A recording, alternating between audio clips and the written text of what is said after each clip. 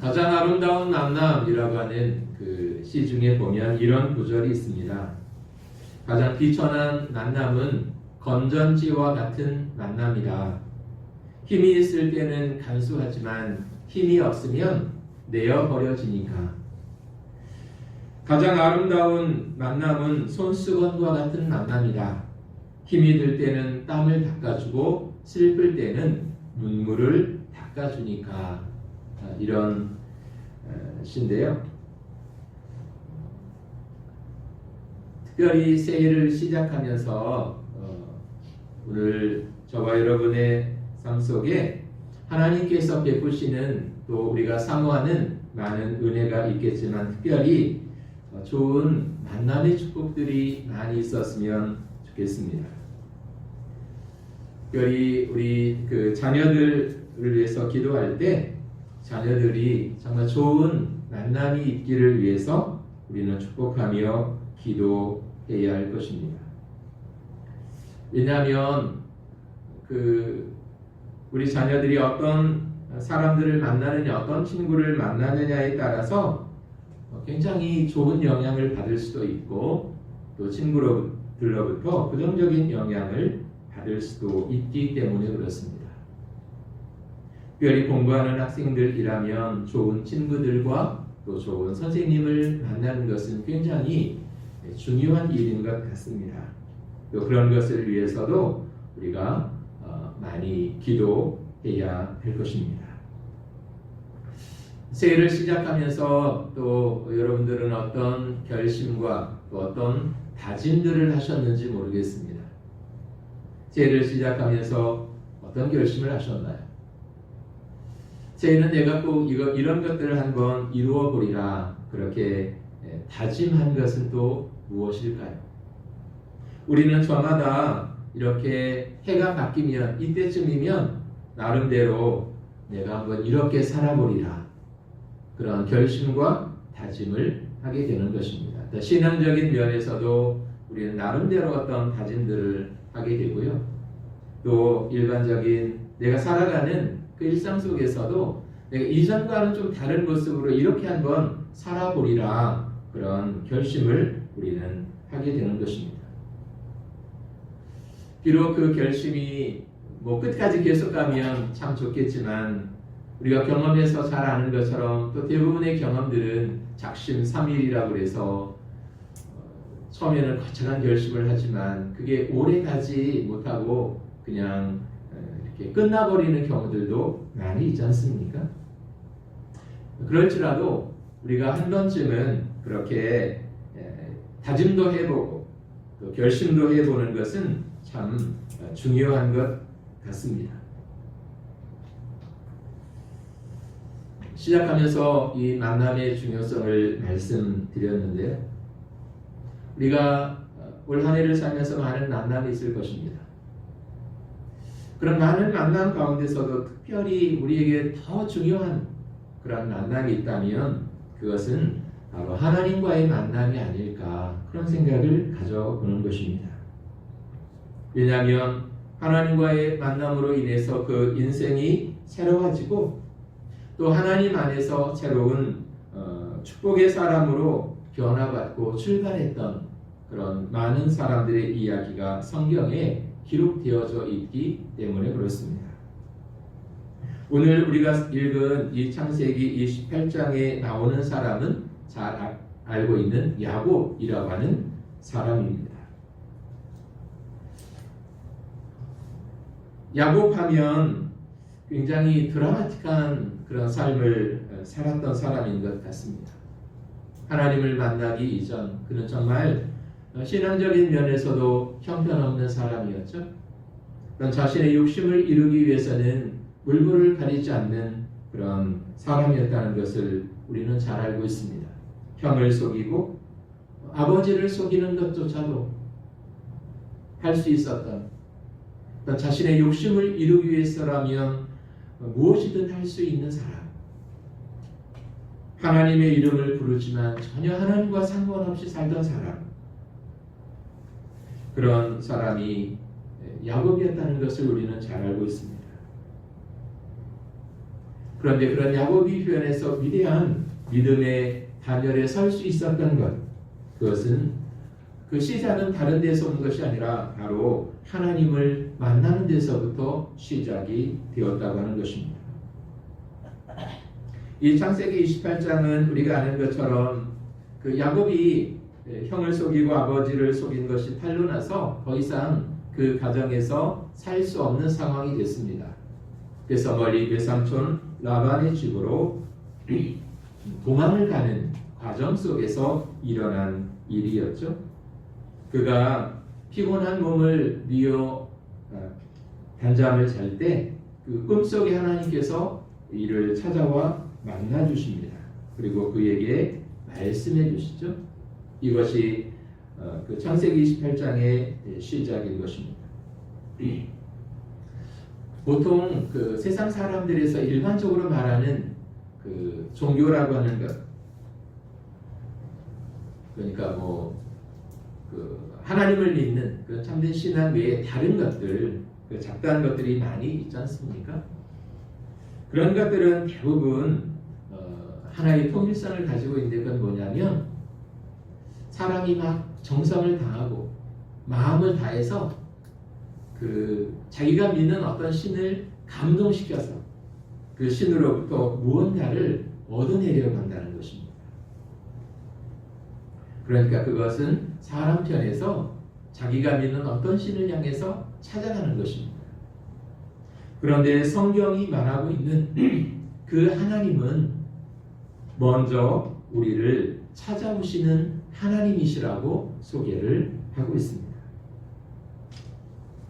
야곱처럼 못난 인생이라 할지라도 형편없는 인생이라 할지라도 하나님이 먼저 찾아오셔서 그에게 은혜를 베풀어 주시고 또 그로 하여금 하나님 앞에서 자신의 그 못난 것들을 발견하게 하시고 그래서 나는 하나님이 필요하다고 하는 그 고백과 항복을 받아내시는 그런 하나님이시라고 성경은 소개를 하고 있는 것입니다. 그래서 오늘도 보면 하나님이 야곱을 찾아오셨습니다. 단순히 찾아오신 것만으로 끝난 것이 아니라 그에게 놀라운 축복을 약속하고 있는 것입니다. 창세기 28장 15절에 보면 이런 말씀이 있죠. 내가 너와 함께 있어 네가 어디로 가든지 너를 지키며 너를 이끌어 이 땅으로 돌아오게 할지라. 내가 네게 허락한 것을 다 이루기까지 너를 떠나지 아니하리라 하신지라. 야곱을 찾아오신 하나님이 그에게 주신 약속의 말씀, 축복의 말씀이었습니다. 그것은 내가 너와 함께 있겠다고 말씀을 하십니다. 지금 야곱은 철저하게 혼자 있잖아요. 그동안 자기를 지켜주고 보호해 주었던 가정을 떠났습니다. 아버지의 곁을 떠났고 가족의 곁을 떠났습니다. 이제 도망자의 신세가 된 것입니다. 그 밤에 그는 얼마나 무서웠을까요? 늘 가족과 함께 살다가 이제는 어쩔 수 없이 혼자가 되어버렸잖아요. 그때 그 혼자라고 하는 두려움이 얼마나 컸을까요? 혼자라고 하는 외로움이 얼마나 컸을까요? 그런 야곱을 찾아오셔서 하나님은 내가 너와 함께 있을 것이다. 네가 혼자 있도록 내가 내버려 두지 않을 것이다. 내가 늘 너와 함께 있을 것이다. 이런 약속의 말씀을 주고 있는 것입니다. 하나님으로부터 너는 혼자가 아니다. 내가 늘 너와 함께 할 것이다. 이 약속의 말씀을 들었을 때 야곱은 얼마나 그 마음이 든든했을까요? 어쩌면 이것이 오늘 우리에게 주시는 또 새해를 시작하는 저와 여러분에게 주시는 하나님의 약속의 말씀이요 축복의 말씀이라고 생각을 합니다. 이 험난한 세상을 살아갈 때 너 혼자 있도록 내가 내버려 두지 않을 것이다. 내가 너와 함께 있을 것이다. 내가 너와 동행할 것이다. 내가 늘 너의 곁에 그렇게 너와 함께 있을 것이다. 이런 약속을 우리에게도 동일하게 하나님은 주고 있다는 것입니다. 두 번째 약속이 있었죠. 너를 어디를 가든지 너를 지키며 이끌어 주시겠다고 말씀을 하십니다. 그리고 너는 다시 비록 이 고향 땅을 떠나지만 너는 이 땅으로 다시 돌아오게 될 것이라고. 그리고 결코 내가 너를 떠나지 않고 너를 버리지 않을 것이라고 그렇게 하나님은 야곱에게 약속하고 있는 것입니다. 이런 약속들이 야곱에게는 얼마나 마음 든든한 약속이었을까요? 오늘 야곱에게 주셨던 이 하나님의 약속의 말씀, 또 축복의 말씀이 새해를 시작하는 저와 여러분들에게 주시는 동일한 약속이요 축복일 수 있기를 원합니다. 내가 너와 함께 있을 것이다. 네가 어디를 가든지 내가 너를 지켜주고 너의 발걸음을 이끌어 줄 것이다. 내가 너를 떠나지 않고 너를 버리지 않을 것이다. 이 약속의 말씀을 붙잡고 2021년 새해를 또 힘차게 살아가는 저와 여러분들이 되실 수 있기를 원합니다. 그리고 하나님은 내가 너에게 준 이 축복된 약속을 반드시 이루고야 말겠다고 확인시켜주고 있었던 것입니다. 이런 것이 놀라운 은혜인 것 같습니다. 왜냐하면 하나님의 어떤 은혜와 하나님의 복을 받을 만한 어떤 기준선, 합격선을 제시하고 이것을 통과하면 이 기준을 넘어서면 그런 사람들에게만 내가 이런 복을 주겠다라고 하나님이 말씀하셨다면 많은 사람들이 그 커트라인에 걸려서 탈락하고 말지 않았겠습니까? 그런데 하나님은 그런 제한선을 두지 않았다는 것입니다. 야곱처럼 비록 형편없는 인생이라 할지라도 하나님이 먼저 찾아오셔서 약속의 말씀을 주시고 또 복을 주시겠다고 말씀하고 있기 때문에 그렇습니다. 그것이 바로 우리를 향한 하나님의 은혜요 하나님의 자비였다고 하는 것입니다. 그런 것을 근거로 해서 우리도 하나님의 이 축복의 약속을 믿을 수 있고 오늘 우리에게도 동일하게 하나님의 이 약속이 현실이 될 수 있다고 하는 것입니다. 왜냐하면 우리에게도 인간적인 많은 연약함들이 있고 단점이 있고 하나님의 기준으로 볼 때는 턱없이 모자라는 것들이 많이 있기 때문에 그렇습니다. 그래서 세상적인 기준으로 보면 우리는 그 커트라인에 미치지 못하는 부족함이 많은 사람이지만 그럴지라도 우리가 믿음으로 하나님 앞에 나갈 때 하나님이 우리를 붙잡아 주시고 또 우리에게 하나님의 그 자비와 은혜를 따라 베푸시는 놀라운 축복이 있다고 하는 것입니다. 우리가 구원받은 것도 마찬가지였잖아요. 우리가 구원받은 것이 다른 사람들보다 더 잘난 것이 많기 때문에 그것에 대한 보상으로 주신 것이 아니었지 않습니까? 여전히 하나님 앞에서는 죄인이었지만 그럼에도 불구하고 하나님이 먼저 찾아오셔서 우리에게 믿음을 주시고 하나님을 찾게 하시고 예수 그리스도가 나의 주님이라고 고백하는 믿음을 주셨다는 것입니다. 그리고 그 믿음을 보시고 우리를 주의 자녀가 되게 하셨던 것입니다. 그러니까 하나님 안에서 우리는 가장 좋은 것들은 사실 우리의 노력으로 주어진 것이 아니라 하나님의 전적인 은혜로 말미암아 주어졌다고 하는 것입니다. 구원도 그렇고 하나님이 우리에게 주신 축복도 마찬가지였던 것입니다. 그러므로 오늘 우리 믿음의 사람들이 우리의 연약함을 이렇게 정직하게 바라보는 것은 중요하지만 그것 때문에 스스로를 자책해서는 안 된다는 것입니다. 그렇게 부족한 인생임에도 하나님 우리를 불러 주의 자녀가 되게 하시고 하나님이 놀라운 축복의 약속들을 하고 계시기 때문에 내가 부족하지만 연약하지만 그럼에도 그런 은혜를 주시는 하나님 앞에 우리가 감사함으로 나가면 하나님께서 야곱에게 주셨던 그런 동일한 은혜들을 우리에게도 베풀어 주실 줄로 믿습니다. 야곱은 그 밤에 하나님을 만났던 것입니다. 사람들마다 하나님을 만나게 되는 경험은 다 다른 것 같습니다.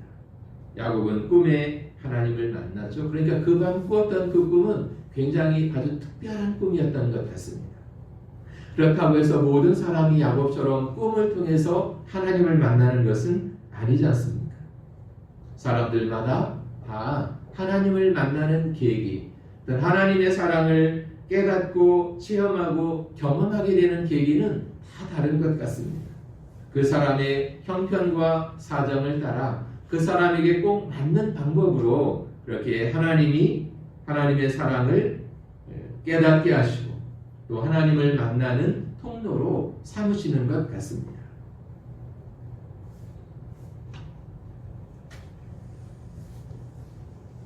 그러나 한 가지 분명한 사실은 우리가 막 하나님을 찾기도 전에 하나님이 먼저 우리에게 관심을 보여주시고 또 우리를 만나주시기를 원했다는 것입니다.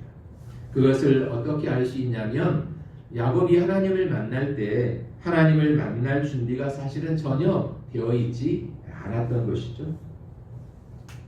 그런데 하나님이 그런 야곱을 전적인 은혜로 만나주셨습니다.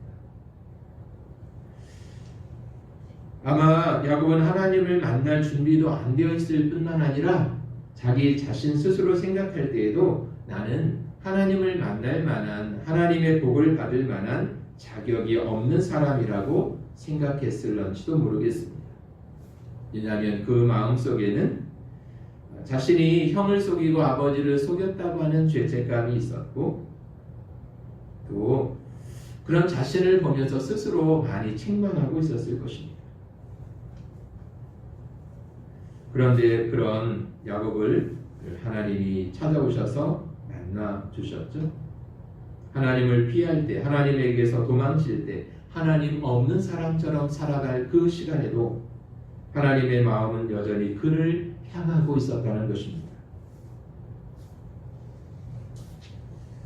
그것이 우리를 향한 하나님의 사랑이고 하나님의 은혜였던 것 같습니다.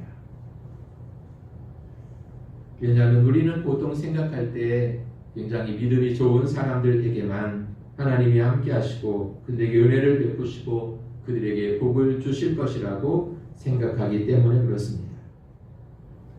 그러나 오늘 이 야곱을 통해서 배우게 되는 것은 신앙적으로 아주 연약한 사람, 무기력한 사람, 아주 미성숙한 사람, 하나님의 이름을 부르는 것조차도 어색했던 이 사람이지만 하나님이 그를 찾아오셔서 그를 만나주시고 그에게 복을 주셨다는 것입니다. 그렇게 하신 이유가 있었습니다. 그것은 야곱이 그렇게 하나님을 경험하면서 하나님 안에서 새로운 사람으로 온전한 믿음의 사람으로 성장하며 변화되어지기를 원하셨기 때문이라는 것입니다. 그런 것을 보면 우리를 향한 하나님의 마음이 또 어떤 것인지를 알 수 있게 되는 것 같습니다. 그것은 우리가 어떤 하나님의 은혜를 경험하고 하나님의 축복을 경험하고 그것으로 끝나는 것이 아니라 그런 하나님을 경험하면서 하나님을 더 신뢰하는 사람으로 하나님 앞에서 더 온전한 믿음의 사람으로 그렇게 성장하며 변화되어지기를 원하신다는 것입니다. 부모님들이 자녀가 태어날 때도 기뻐하지만 자녀들이 건강한 모습으로 또 아름다운 모습으로 성장할 때 그 성장을 보면서 기뻐하고 흐뭇해 하시는 것처럼 하나님도 우리가 하나님의 자녀가 된 이후에 믿음 안에서 아름답게 성장해가는 모습들을 바라볼 때 기뻐하시며 흐뭇해 하신다는 것입니다. 그래서 올 한 해 우리가 순간순간마다 하나님을 경험하고 하나님의 은혜와 하나님의 축복이 함께하는 그런 삶으로 인도해 주시기를 원하고요. 또 우리가 그런 하나님을 경험하면서 우리의 믿음이 이전보다 더 성장하고 성숙하고 하나님 마음을 흐뭇하게 해드리는 그런 믿음의 사람들로 변화됨을 경험하는 이 새해가 될 수 있기를 원하는 것입니다. 야곱은 그런 복되신 하나님을 만났습니다. 그럴 때 야곱은 그 하나님 앞에 그 은혜 주신 하나님을 향해서 결심하는 것들이 오늘 성경을 보면 나와 있습니다.